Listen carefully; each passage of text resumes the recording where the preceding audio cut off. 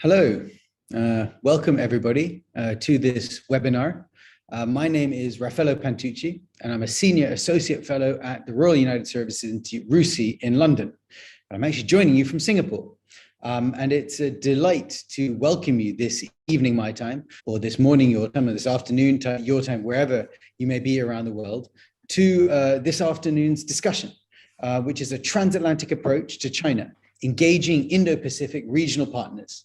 And this is a webinar that RUSI is delighted to be hosting in conjunction with Asia Matters Pod, a podcast series which I would heartily recommend everyone to go and sign up for, which covers all matters of sort of Asian security and cultural politics issues around the entire broader region. But this particular podcast is part of a bigger project that RUSI is running at the moment with Chatham House, which is a transatlantic dialogue on China, which is being generously supported by the Carnegie Corporation of New York. And this project is an attempt to try to enhance dialogue between the United States and Europe, including, of course, the United Kingdom, to try to understand better how these two regions, or these two parts of the world, can engage in the Indo-Pacific and try to understand better what tensions exist between the two, to try to understand how leaders on both sides can try to overcome these issues, and to try to think forwards about how to deal with, the Indo-Pacific, which is in many ways the kind of increasing center of the geopolitical conversation that we're constantly having around the world. Of course, China is a big part of it, and this is why this project is part of a transatlantic dialogue on China. But I think the discussion we're going to have today is going to go beyond that. And to look more at the Indo-Pacific more widely and understand transatlantic perspectives on the wider region and not just China, even though it is such an important and substantial part of the broader region. And to join me for this afternoon, this morning, or this evening's webinar, wherever you might be, I'm delighted to be joined by Admiral Harry Harris, who was formerly US Ambassador to Korea from 2018 to 2021, and before that served as the commander of the US Pacific Command, which has now been renamed the Indo-Pacific Command, and who also served as direct representative to the Chairman of the Joint Chiefs of Staff, to the Secretaries of State Hillary Clinton and John Kerry. So a very established American expert, an academic and practitioner of the questions of Indo-Pacific security. And also, I'm delighted to be joined to look at it from more of a European perspective, Dr. Michael Reiterer, who has an equally distinguished career as a long-term diplomat working for his own national service and also the European External Action Service. He served as EU Ambassador to the Republic of Korea from 2017 to 2020. So you'll know both of the gentlemen coincided very nicely in their time there. And I think that's where this idea of doing this webinar in some ways was born from. He is now a distinguished professor at the Center for Strategy, Diplomacy and Security at the Brussels School of Governance, and previously served as principal advisor to the Asia Pacific Department of the External Action Service, and was deputy head of the EU delegation to Japan. My name again is Raffaello Pantucci, and I'm going to be your moderator for this discussion, which is going to be recorded, is going out live at the moment on various streams, but is subsequently also going to be published as a pod as part of the Asia Matters podcast series. The way we're going to run this afternoon is I'm going to start the conversation off and probably fill the first half hour or so with questions that I'm going to put to our two discussants to get some thinking going about these issues. And what I ask you to do as the audience is I'd encourage you to use the Q&A function to feed questions in. And what I'll do is I'll start to pick those questions out as we go along and start to feed them to our speakers as well, so we can get a good discussion going. And the idea here is really to try to get a wide-ranging conversation from two really distinguished and prominent experts who have a very good understanding of both the politics of the region, but also the politics of their home countries and home regions, to be able to really enlighten us about how the transatlantic alliance can move forwards on the Indo-Pacific. So without further ado, I'll get into the questions. And I'm going to start, as I mentioned to you both. I think it would be good to hear, maybe not so much about how the Indo-Pacific is necessarily seen from Brussels and from Washington, which is, I think, a subject which increasingly we hear a lot about. But I think rather what would be interesting would be to understand a bit more from your deep experience of Korea in particular, how you think Europe and the United States are seen as Indo-Pacific powers, as partners, or as competitors in the Indo-Pacific context from Seoul. So I'll start with Admiral Harris, going by alphabetical order. So Admiral Harris, over to you. Yeah, thanks, Raf. That's a great question. I believe that the countries in the Indo-Pacific region view the United States as an Indo-Pacific power. I mean, let's face it, we've been in the Pacific for decades. We are a Pacific power, an Indo-Pacific power, and we intend to stay in the Pacific. We have our network of allies, friends, and partners, and all of our bilateral defense treaty allies, all of them, 100% of them, are in the Indo-Pacific, right? Japan, Korea, Australia, Thailand, and the Philippines. So we are in the Pacific. We have a large Pacific border. We have territories in the Pacific. We have states that are 100% in the Pacific. Hawaii comes to mind. We have Guam, where America's Day begins, and on and on. I think that our major competitor in the region views us as a Pacific power and is taking steps over the long haul to correct that, if you will. So I think we're in there to stay. I'm convinced that Korea views us as their ally. We are their only defense ally. And there is no doubt in anyone's mind that the United States is in the Pacific for the long haul. Thank you for that. I think geography keeps you anchored there quite firmly. And I think your points about China in particular are very well taken. Dr. Reiter, over to you. Well, thanks. And thanks for having us, and a pleasure to see Harry again. Well, on that issue, Ambassador Harris is, of course, in a much better position because for him it's very easy to explain, as he did, the US as an Indo-Pacific power. For the European Union, it's a little bit more difficult. And I think, therefore, it was timely that the European Union published an Indo-Pacific strategy to put down the marker. That was not the first encounter with the Indo-Pacific or Asia, by the way. I have participated in many Asia-related events, whether it's the Asia-Europe meeting, ASEM, which was set up between the European Union and ASEAN. It was the development of Asia strategies. It was also, more recently, the project to enhancing security work with and in Asia. It was connectivity. So there are a lot of activities. However, it's not perhaps, doesn't come to mind immediately. But we also have a member state, France, which certainly is an Indo-Pacific power. Thanks to its presence in the Indo-Pacific, France has one of the largest exclusive economic zones in the world.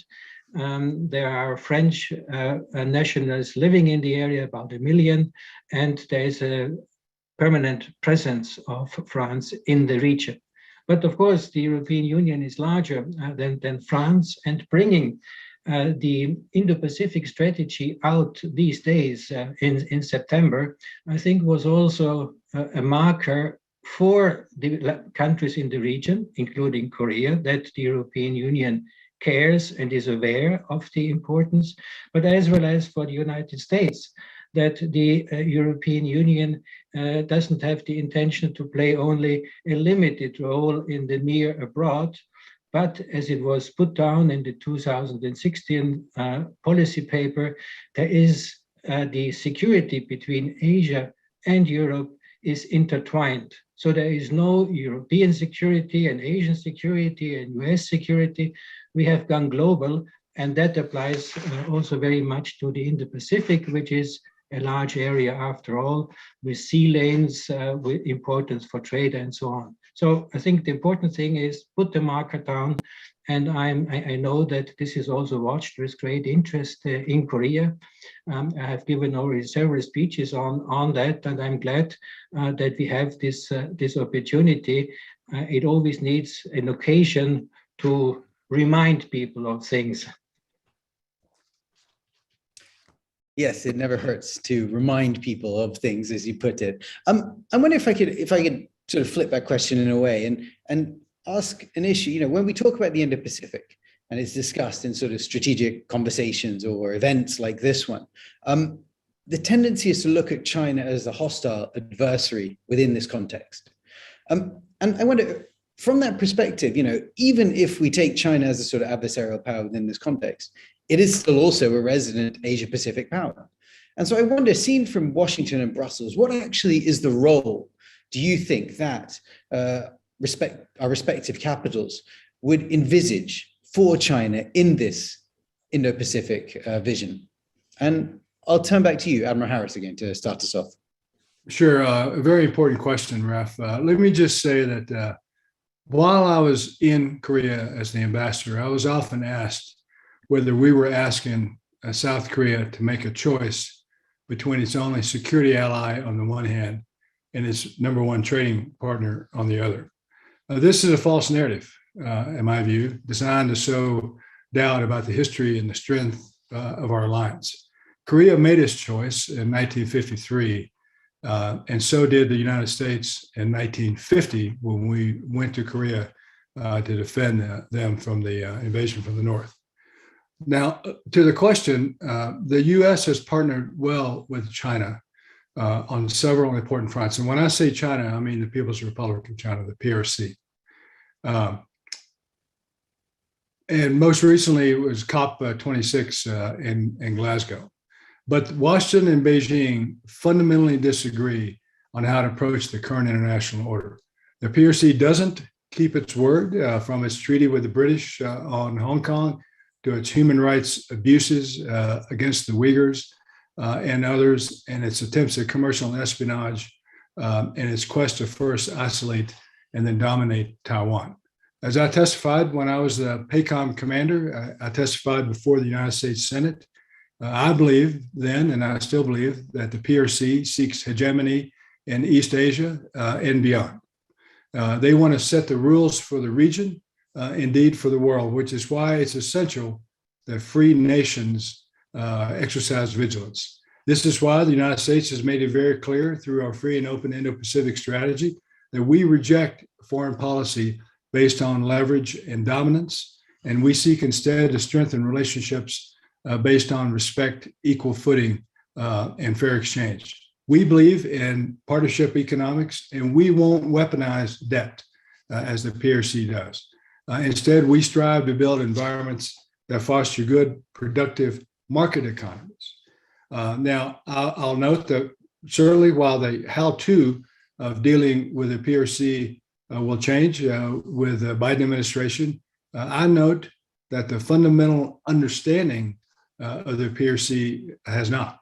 I mean, consider Secretary of State Blinken's testimony before the Senate himself when he said that the previous administration's tough approach on China is right, that what is happening in Muslim Western China is genocide. Very strong words come from the Secretary of State. He calls that genocide, and that democracy is being trampled in Hong Kong. Now, Secretary of Defense Austin, he said that he was focused on the pacing threat, which is the modern PRC, People's Republic of China, and he promised strong support for Taiwan. So I think this is all important, and that's why I've called personally in speeches and in other venues to end the U.S.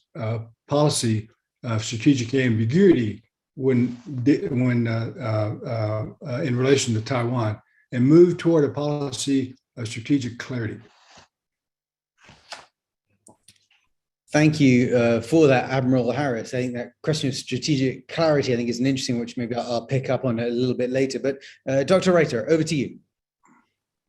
Well, I think the European Union also looks at China in a, I would say, a very realistic manner.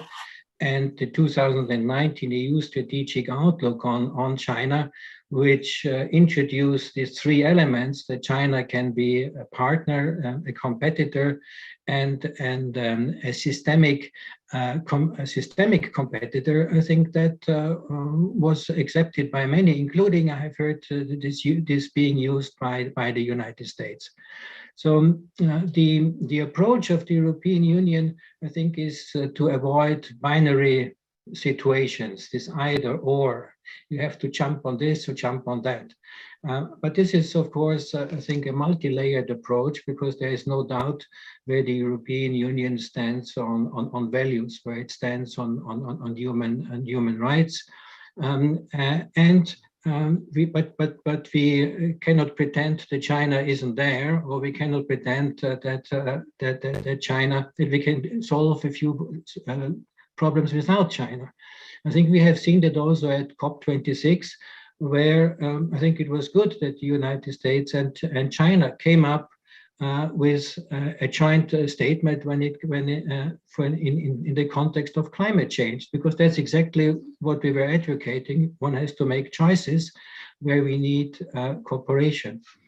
I think the engagement which the European Union can bring to the Indo-Pacific, there is also to offer a possibility of cooperation in all that areas without binary solutions, and this hedging possibility, I think, is taken on by partners with great interest.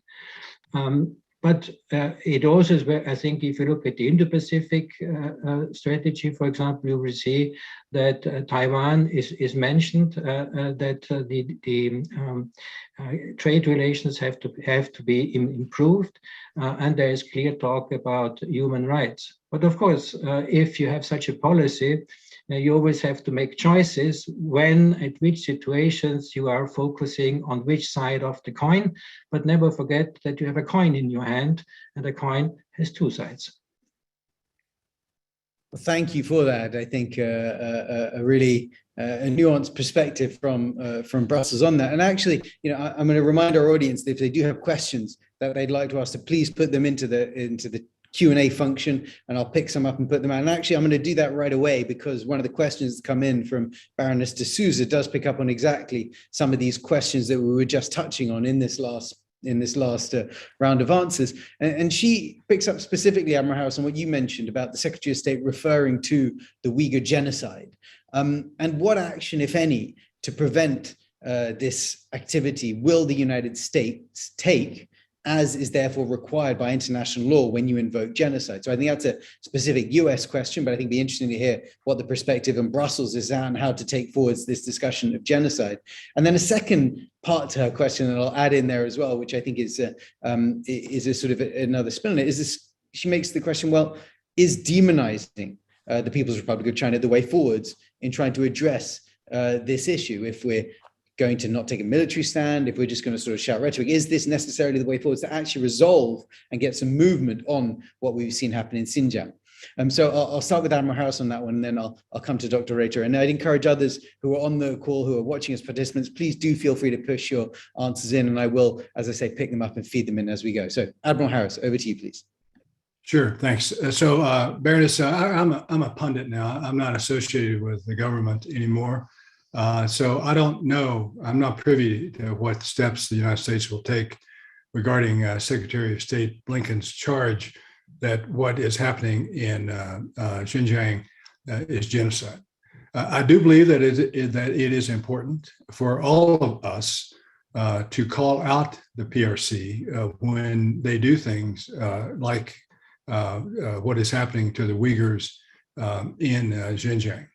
I also think that while no one wants to demonize anyone else, I believe that if you believe that what is happening is genocide, then I can't think of anything more demon-like than those that would perpetrate that.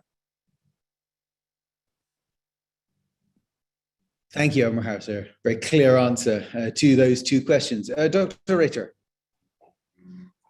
Well, I think demonizing is never a good policy and not good in diplomacy. That's what I haven't done for 40 years, and I would not recommend to anybody in the future. I agree with Ambassador Harris that one has to call out if there is a clear case. And I think the European Union has shown that, for example, when for the first time sanctions were used because of cyber attacks, there was an identification of perpetrators in China and also in North Korea, and sanctions were taken. That was at the time also at the risk that the investment agreement will not be signed. But there you see, you have to see on which side of the coin you are looking, therefore yes, and I think in policy with China, but also with major powers in general, if you take a clear position, you will be respected, whatever that position is. I would argue, if you are trying to avoid everything, well, then you are not an interesting partner, that's what the High Representative, I think, called when he meant when he said the European Union has to learn to use the language of power. That's a big statement, because then you have to use the power and you have to get the power. But I think it shows the line of thinking that if you want to be part of international conversations, well, first of all, have an opinion. Secondly, stand for their opinion, and thirdly, implement your opinion. Sounds like a very clear diplomatic track that I suspect you've tried and followed and tested successfully a number of times. I want to try to broaden us out a little bit more, and we've had a lot of really great questions come in, which I'll pick up on as we're going forwards, and I'd encourage others to please continue to feed your questions in there. I want to ask a specific question now to look more broadly at the Indo-Pacific, and I'm going to start by caveating this question by saying that your answer can't be Seoul, but who do you think are the key regional partners that the United States and Europe need to look to when they're trying to engage on Indo-Pacific questions in the near term future? And I say not Seoul because I think, as both of you as long-standing Korea hands, I suspect that will probably be your first answer. So I'll take that one off the table, but I'd ask you to instead say, what other powers in the region do you think are really critical when Washington's looking out to the region, when Brussels is looking out to the region? And maybe just to switch it up, if I can, I'll start with Dr. Reiter at this time. Okay, well, I can't take Korea completely off the table, because my answer would be to work with the strategic partners in the region. The European Union is rather reluctant to use the label strategic partners because there are only 11 worldwide, and 5 of the 11 are in Asia.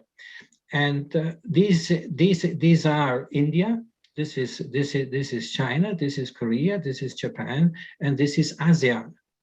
And I would like to put perhaps a special focus also on ASEAN, with whom the European Union has a very long-standing relationship. I think next year we will celebrate 45 years of dialogue with ASEAN. I have already mentioned the ASEAN meeting, which was set up together with ASEAN, and strengthening ASEAN, and I will admit there is a need to strengthen ASEAN, is one of the key tasks of the European Union, and to broaden the cooperation with ASEAN. So I think that's important from the multilateral point of view, and the European Union is very much linked to multilateralism, and therefore ASEAN a natural partner. The European Union has also, if I may just add, as I served for 9 years altogether also in Japan, there are 2 agreements, a strategic partnership agreement and an economic agreement, which I think have strengthened the relationship between the European Union and Japan, as well as the first connectivity partnership was concluded with Japan. The same with India. I think with India, one has to rebuild in the Indo-Pacific the relationship, and there's some catch-up has to be done, which is not easy.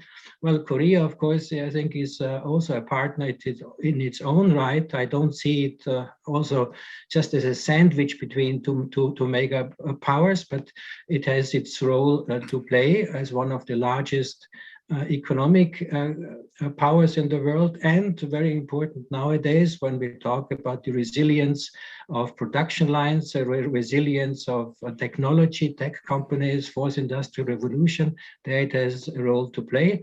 And also China is a strategic partner. But again, I come back to my coin. I always look at the right side of the coin.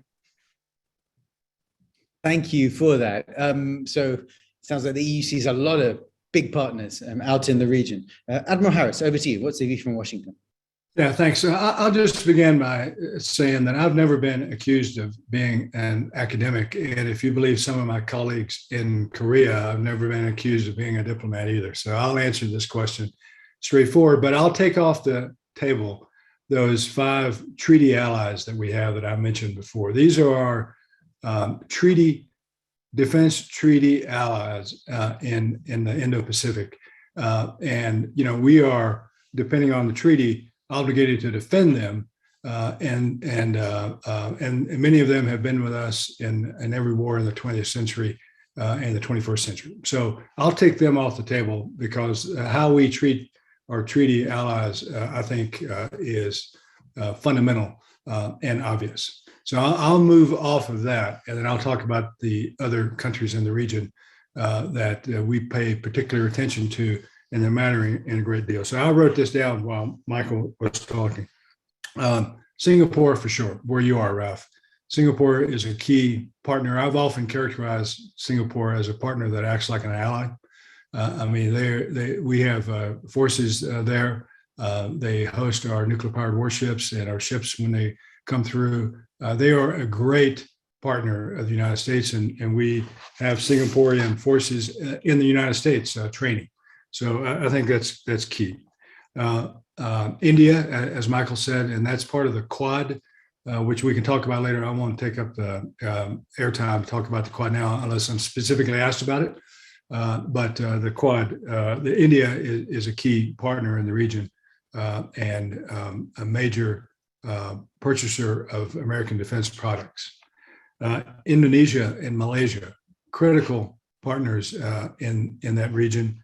Vietnam, very important trading partner and a friend in Southeast Asia. ASEAN too, writ large, and I think it's terrible that we haven't had an ambassador, a fully confirmed, full-fledged ambassador to ASEAN in over 5 years. There's something just not right about that, and I'm pretty irritated by that fact. New Zealand, critical partner. I've spent a lot of time in New Zealand. They are a great friend. They were with us after 9/11 and certainly long before that, a critical partner. And Mongolia, let's not forget Mongolia, a democracy in a very tough neighborhood, sandwiched between Russia to the north and the PRC to the south. So I'll stop there and then wait for further questions. Thank you for that, Admiral. And I'm very pleased that you mentioned Mongolia, in part because I often am quite frustrated by some of these conversations about the Indo-Pacific and Asia, which tend to uniquely focus on the seas. And they forget that Asia has a huge land component as well, where there are a number of very important powers. So I'm I've very been in pleased Mongolia, to hear and it's a magnificent country, in my view. So, and again, an enormous country as well. They're a democracy in a very tough neighborhood. Absolutely.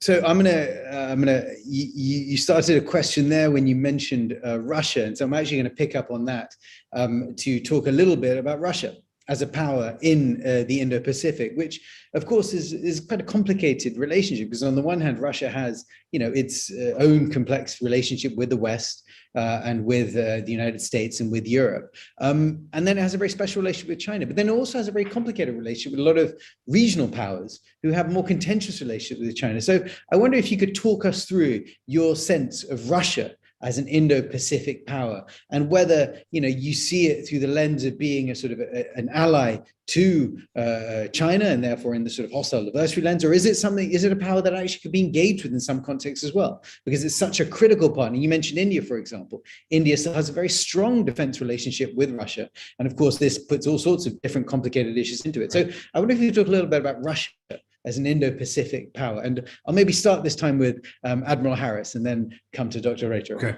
So if you take off their nuclear weapons, which is theoretical because you can't take them off the table because they're there, they are an existential threat to the United States, Russia, and they are a great power because of their nuclear weapons. But if you were to take those nuclear weapons off the table, I do not view them as an Indo-Pacific power.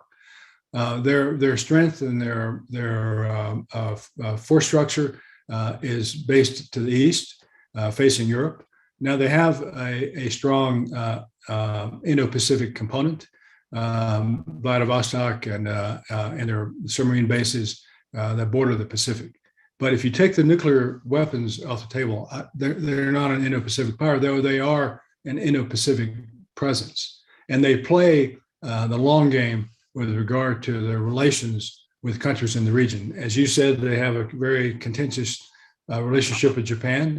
In fact, an oddity of history, Japan and Russia, previously the Soviet Union, have not concluded a peace treaty following World War II because of the issue of the Northern Territories and Kuril Islands.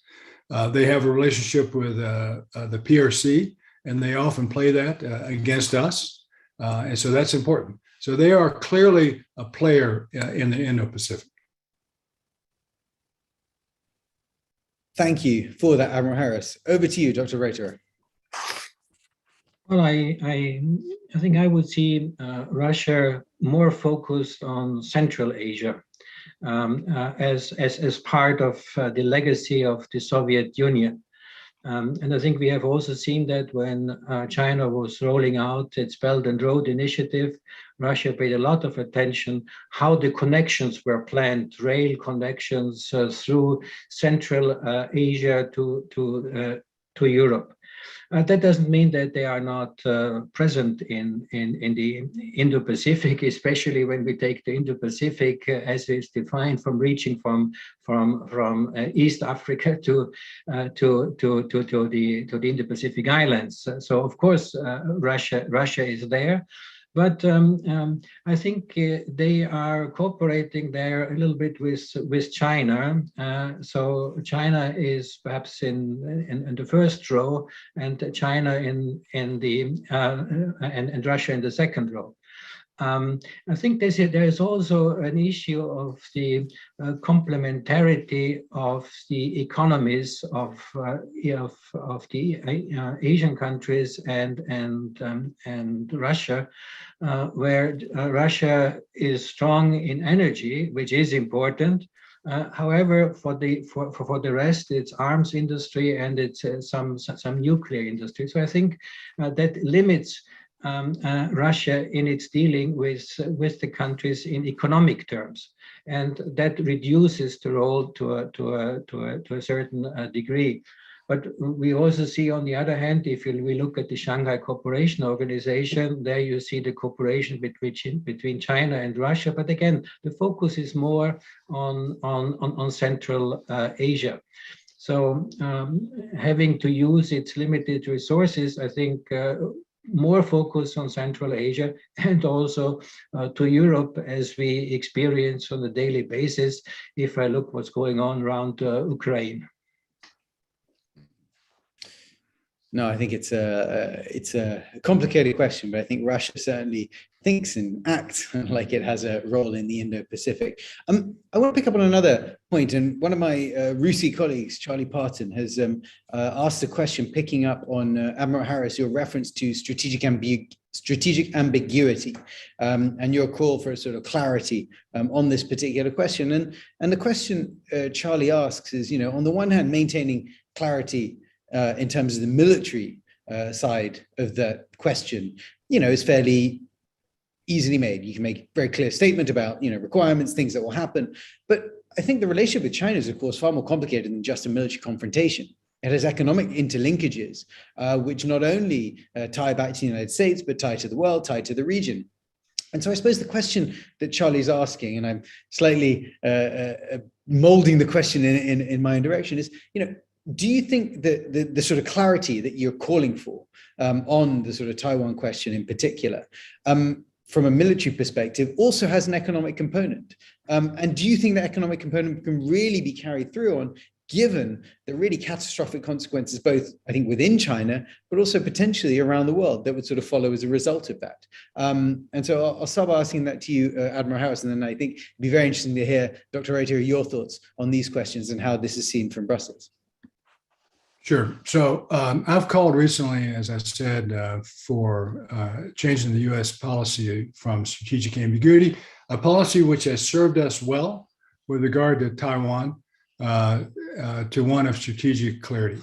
So look, we are obligated by American law, the Taiwan Relations Act in 1979, which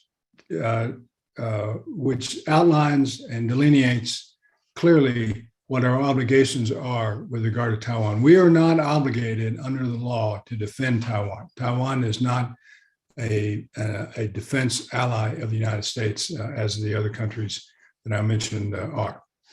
President Biden, just about a month ago now, he said that we would defend Taiwan, and the White House quickly walked that back. Because, again, the law is clear on what our obligations are. We are responsible for providing the legitimate defensive needs for Taiwan. And that's not providing gratis. That's making available to them for them to purchase from us via foreign military sales and the like. But let's talk about Taiwan for a second. They are democratic. They are an economic and innovation powerhouse, and they are a global force for good. I believe that the time for strategic ambiguity has ended. This good policy, which has served us well, it's now a distraction. We need to be clear, in my view, with the PRC on what we will do if the PRC invades Taiwan. And we need to be clear to Taiwan so they will understand what our obligations are. And we need to be clear to the American people what we would do should the PRC invade Taiwan. And that's why I think the policy of strategic clarity is important now as we move into the 2020s here in the United States and globally. Thank you for that. Actually, before I hand it over to you, Dr. Reiter, forgive me, but I want to pick up a bit and say, well, how do you think all the countries in the Indo-Pacific region, all those powers, close allies you mentioned and listed before, would support that particular line from Washington? Or do you think they, in fact, prefer a certain level of ambiguity because it does allow for the context that they currently sort of live and thrive under?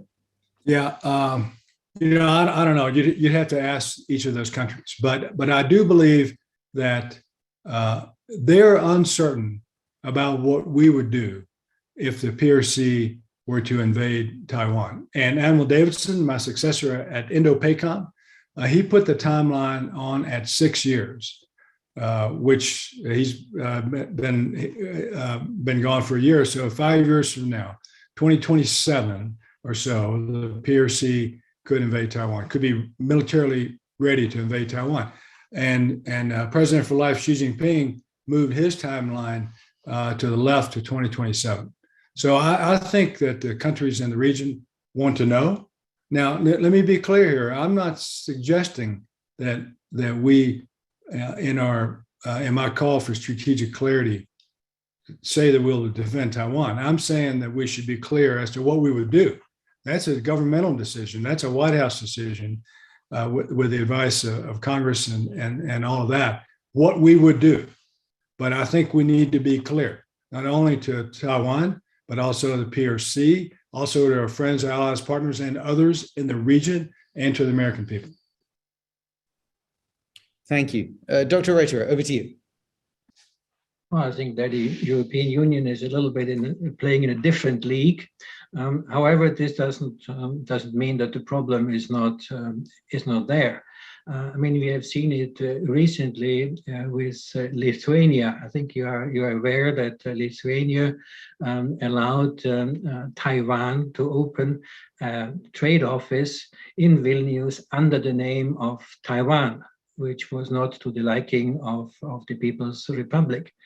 but the European Union has declared on that opening a trade office under the name of Taiwan does not change the one China policy of the European Union. So I think it's, if you analyze this, it's a clear message that one is looking at Taiwan as an important entity, which is not only important in terms of trade. I have referred to the Indo-Pacific strategy, which talks about enhancing the trade relationship. It is important in terms of technology. And it is also important because it shows that a Chinese country can be a democracy, and I think that's also an important message which should not be lost on anybody. As the European Union does not stand at all for invasions, but just on the contrary for diplomatic solutions, I think this is a message which is rather clear. And giving that message now in the framework of this incident with Lithuania, I think makes it also clear on which side the European Union stands. Thank you for that, Dr. Reiter. I think a very clear articulation from both of you. We've had a number of questions that are talking in different ways, and so I'm not going to quote them all, but I'm going to sort of pull them together under one sort of cluster. There has been an increase in forward military deployments. We've had an increasing amount of naval activity by European powers in the region. We've had a fairly constant sort of US presence, of course, in the region that Admiral Harris, you led for some time. I wonder if you could talk us through some of these deployments. And it'd be interesting, I think, to hear from both of you really about the European side, because I think Europe is the changing dynamic here. I think it's European powers that have started to make their presence much more felt. And I wonder if we could think a little bit about, from a European perspective, do we think there's been enough coordination on these questions? And when I'm talking about European powers, I'm talking not only about EU, but of course the UK as well. We've had recent issues. AUKUS is the most obvious example, which appeared to suggest some sort of frictions there, some lack of coordination potentially. But we've also had some sort of joint operations in the region. But I'm wondering if we could, and maybe I'll start with Dr. Reiter here, and then I'll come to Admiral Harrison here, how you think how Washington feels Europe should better coordinate or is well coordinated in the Indo-Pacific region from a security perspective. But Dr. Reiter, what do you think about all this sort of European military and naval presence in the region? Is it well coordinated? Does it need to be worked through better? And how can what structures do you think should be used to ensure that Europe is able to maximize its presence if you think it's an appropriate thing? Well, I think this is an area where it's much easier for Harry to talk, but I think what we're seeing right now is a sort of rethinking, which has started in Europe, which has also become visible. What is under discussion right now is what is called the strategic compass, and the strategic compass is an effort within the European Union to come to a risk perception which is shared by all partners in the European Union and to draw the conclusions. So this is something which has already been discussed once by foreign ministers and which will come through with security and defense on the mind. And also having in mind what I said earlier, that we recognize that the security is intertwined and there are not different securities out there in the world.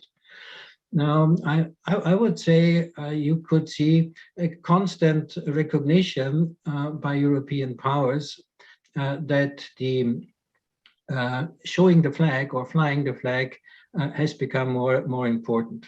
I do recall when I was at the Shangri-La conference, I believe it was in 2018, when at the same moment the Charles de Gaulle was at the port in Singapore. I think that was, of course, not a coincidence, but was a strong message. You also have right now, while we talk, you have a German frigate, the Hamburg, sailing in the region, which is new. That does not alter the military balance in any way, But diplomacy is also about symbols and signs. And I think that is a symbol and sign that also Germany is taking up the issue and makes it visible. The French, I have already mentioned. I mean, they are permanently in the region, also with smaller units. When we develop this common approach, and we still have a long way to go, because there we are operating in the mode that all countries have to agree. This is not something that the European Union can decide and impose on member states. On the contrary, there one has to work hand in hand with member states, and there are only a handful of member states which have also the military hardware to effectively participate. But coordination is important. AUKUS was not the highest level of coordination one could wish for, and I think some porcelain was broken, and I do see some efforts to put it together. So hopefully it was also a lesson learned. Because if you expect an ally to be on board, well, make sure that he is invited on board, because otherwise you are at the pier and waving, and I think that's not what we would like to see. Thank you for that very diplomatic comment on AUKUS from your seat in Brussels. Admiral Harris, over to you. Yeah, so I think all of the deployments that we have seen recently, and you could go back much further than that, by European powers into the Indo-Pacific is a recognition of how important the Indo-Pacific is to the world. I mean, all of the trade, the tensions, all of the issues that we see resident in the Indo-Pacific affect the world writ large. European powers have a vested interest in what happens in the Indo-Pacific. I mean, look, if you take a Mercator, I want to try to describe this. If you take a Mercator projection of the globe and you put a circle around East Asia, and encompass India and China, PRC, Korea, the whole Korean Peninsula, Southeast Asia. Today in 2021, more people would live in that circle than live outside the circle. And if you project it to 2050, more people will live in the whole world today. That's how important the Indo-Pacific is. And when you have that concentration of people in that small, relatively small area, you're going to have all the issues, right? You're going to have poverty, terrorism, innovation, the bads. So I think that the countries that Dr. Ryder talked about they haven't come to that realization. I mean, they've known this for all of their existence, but it's a recognition of how important the Indo-Pacific region is to the 21st century. Notwithstanding the fact that, as Michael said, France has a huge Indo-Pacific footprint with New Caledonia and French Polynesia. When you consider the EEZs, the exclusive economic zones around those, well, I mean, France becomes the world's 6th largest country, or something like that. So, France has a vested interest in that. The UK has a vested interest in the region because of Diego Garcia, and on and on. But they're not new to the region. I mean, the UK has been a part of the FPDA, the Five Powers Defense Arrangement, with Singapore, Malaysia, Australia, New Zealand, and the United Kingdom for decades, and they exercise. India, with its Malabar series of exercise, includes now Australia and Japan, which is to say the Quad.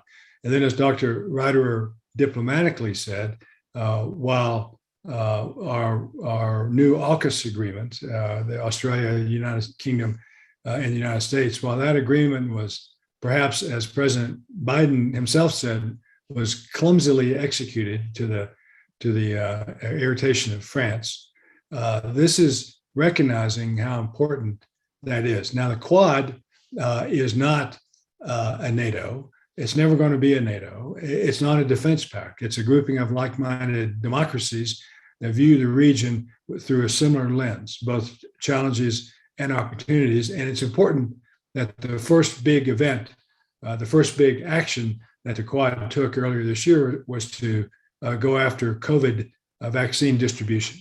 So that is hardly defensive or military in nature, but it is a recognition of how important a grouping like the Quad can be. AUKUS, on the other hand, is a defense pact. And the fact that the United States and the UK have agreed to share nuclear submarine technology with Australia is not insignificant. I mean, we've only shared our nuclear submarine technology with one other country in the whole wide world, and that's the UK. And now together with the UK, we're going to bring Australia, their submarine force, into the 21st century with a nuclear-powered submarines. So that is significant. That is a defense pact. Quad is not. Quad is a grouping of like-minded democracies that view the region through the same lens. And then there are other relationships of which the United States is not a part. FPDA is one case in point.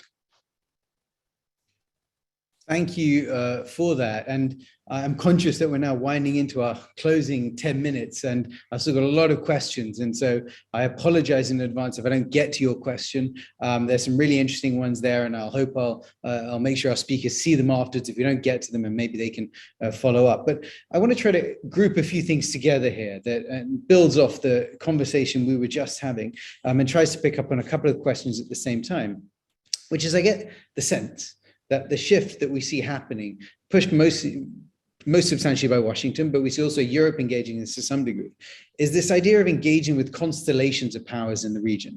So structures like the Quad become kind of the vehicle through which the United States, external powers try to engage with the region, where you don't have a kind of a homogenous, unified group that you bring together, in part because they don't all agree.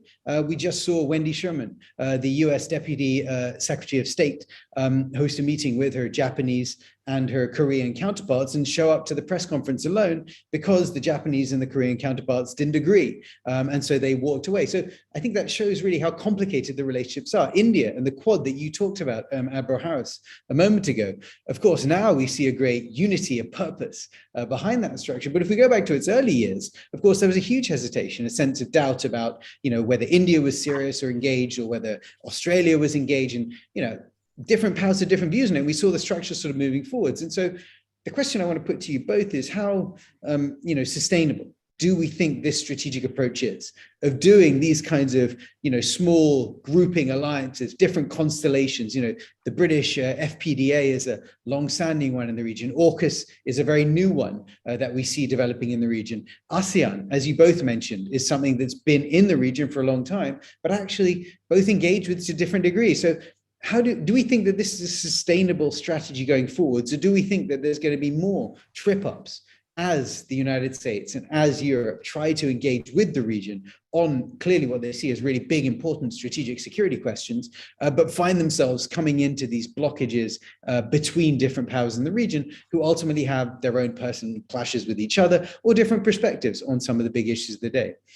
So maybe I'll start with Admiral Harris, if you have any thoughts on that, because your microphone's already still on, and then I'll turn it over to Dr. Reiter. Right. And then I will try to pick up at least one more question if we have time for it at the end, but again, I apologize to everyone else who's put them there if I don't quite get to them. But please, Admiral Harris, over to you. Yeah, so I'll talk about the Quad, and I'll talk about ANZUS, and I'll get off the stage and let Dr. Reiter speak here.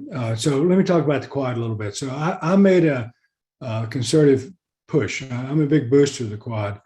I pushed for it, pressed for it in 2016 at the inaugural Raisina Dialogue in New Delhi.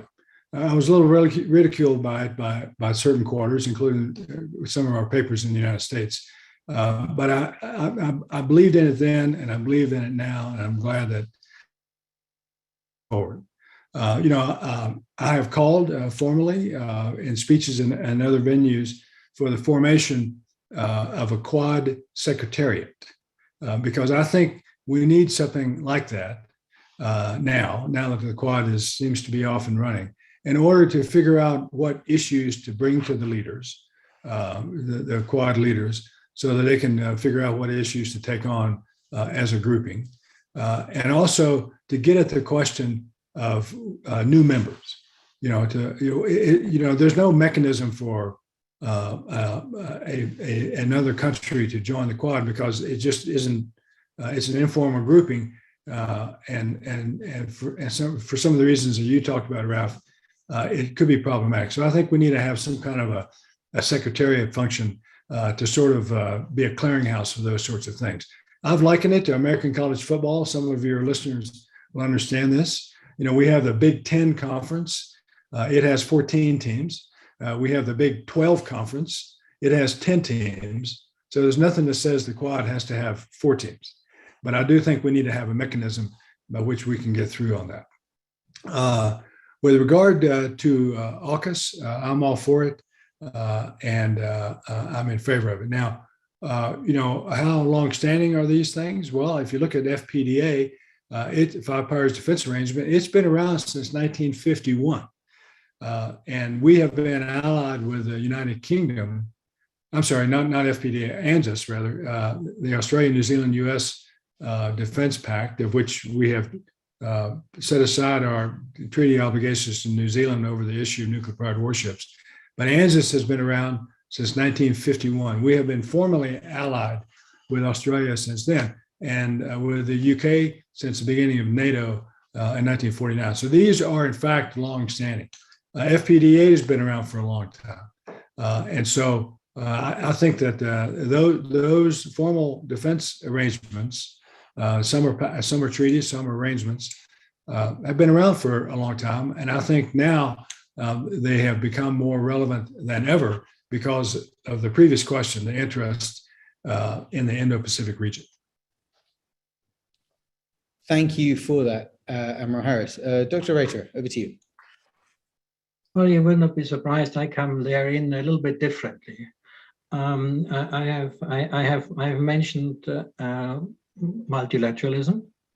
I think these minilateral agreements, they can have a certain role to play, but one has to be very careful that many minilateral arrangements don't kill off multilateralism. That's, I would say, is rule number one.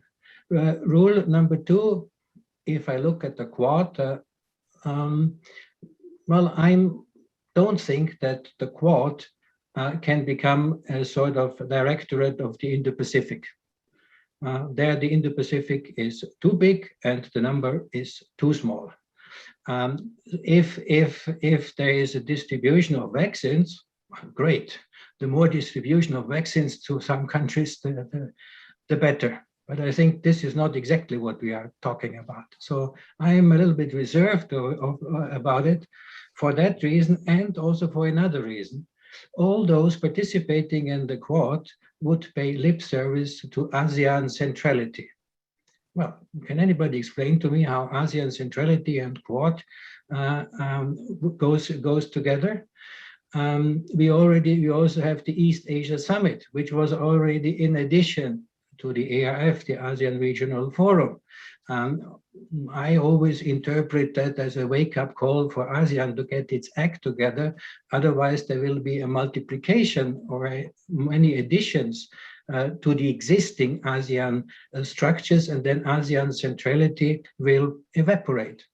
So to come back to that, multilateralism, I think, is very valuable, especially when talking about such a large, huge area like the Indo-Pacific, where I would like to see structures which make sure that there is cooperation, and that can be, of course, within networks, because the Indo-Pacific is a huge region. When we talk about Asia, then we always chop it down in Southeast Asia, Northeast Asia, whatever, and suddenly we are talking about the Indo-Pacific as if it were our living room. And I think, therefore, we have to make an effort to come up with structures which take into account that size, sheer size and diversity, but at the same time, I would argue very strongly one has to avoid minilateral constructions which de facto exclude, including and open. I think that's what the Indo-Pacific talk is all about, and we should not kill that bird. Thank you for that, Dr. Reiter. And I'm mindful that we've come almost to the end of our time, and I've still got a lot of questions that I'm not going to be able to get to, and I apologize again to those who've asked them, but I tried to pull some of them into some of my questions. I hope you noticed that. But I want to end with a specific question to you both. This event was specifically titled A Transatlantic Approach to China, Engaging Indo-Pacific Regional Partners. And so I wonder if we could sort of end by putting a sort of direct question to you both. And what do you think is the key issue that will bring the Transatlantic Alliance together to confront with the issues that they see in the Indo-Pacific and China in particular? Is there a particular issue you think that the Transatlantic Alliance should be focusing on in particular, and put on the sort of top of its list of issues to engage with and engage about in the region? And I'll start with Admiral Harris, and then I'll come to Dr. Reiter. And let me please also add, if you have any final points you'd like to add, I don't know if you've both been looking at the many questions we've had sort of flooding in. If there's any of them you feel I should have picked up on, do feel free to very briefly mention it there, because we are just at our time now. But Admiral Harris, over to you. Yeah, so I've also never been accused of being an Atlanticist, because I've spent most of my career militarily and my tiny window of diplomacy in the Pacific and Indo-Pacific. I note that the United States' Atlantic Council now is focused on the Pacific as well. They have a Pacific division now. So I think that lends itself to that. Look, I think the fundamental issue from the United States' perspective in the Indo-Pacific is managing our relationship with the PRC. No one wants to go to war and all of that. And so I think from our perspective, the rise of the PRC, economically, militarily, culturally, all of that is going to be our focus for the near term. That said, I think without speaking for the Europeans, I think the Europeans' concern is going to be the relationship between the United States and the PRC, which will dominate the region, dominate their concerns rather, going forward. Thank you for that, Admiral Harris. Dr. Reiter, the final word to you. Well, I think what the Europe and United States have to do, and luckily they have started now, is to make sure that the transatlantic and the Indo-Pacific dimensions are not completely apart or even antagonistic. I think the setting up of a working group to discuss these issues was more than timely. It was just about time to do it. And also to make sure that the concern in Europe that the concentration of the United States, now what I like to call pivot point two, to the Indo-Pacific, does not mean the transatlantic dimension is number 2, 3, 4, or we are just about to forget it.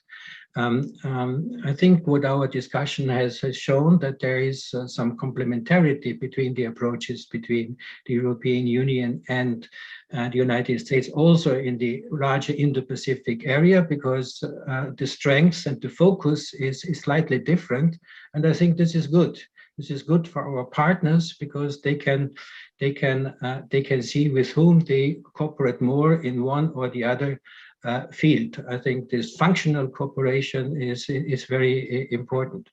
My last comment would be, I think from the European point of view, one should not fall into the trap to see everything in the binary optic, China, China, and China. I think that would be too much of a win-win situation for China.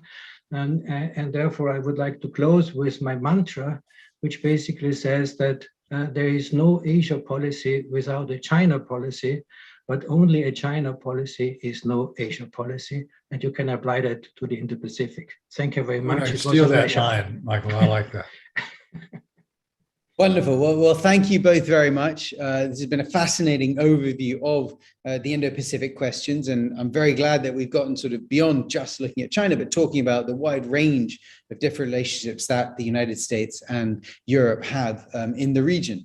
It just falls to me to thank my wonderful speakers, Admiral Harris and Dr. Reiterer, for taking the time in your very early morning, Admiral Harris, and in your mid-afternoon, Dr. Reiterer, and to our wonderful audience who've tuned in and given us all these really interesting and stimulating questions. I apologize again, I didn't get to them all. I also have to thank my RUSI colleagues who helped organize this podcast and who ultimately helped produce the recording, which again will be published by Asia Matters Pod very soon. So don't worry if you have some close friends who missed this and you think really should have heard the key points that were being made here.